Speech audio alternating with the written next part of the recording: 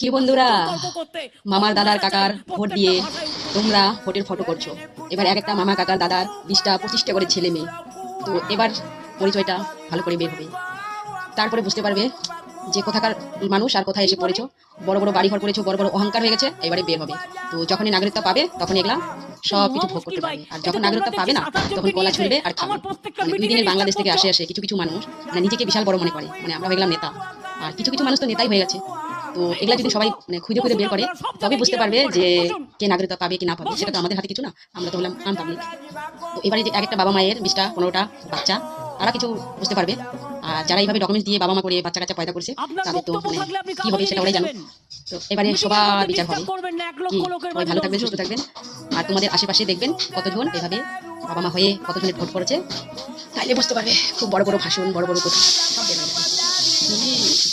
সাড়ে 5টা লেগে যাবে কথা বলার জন্য। এখানে পয়দা হয়েছি, কোনো সুবিধা পাই না। আর যারা বাংলাদেশ থেকে আমার সামনে এসে গেল, তাদের লক্ষ্মীর ভান্ডার, তাদের রেশন, তাদের মানে অনেক রকম সুবিধা তারাই পাচ্ছে, সরকারি ঘর পাচ্ছে। কি সব বিচার হবে।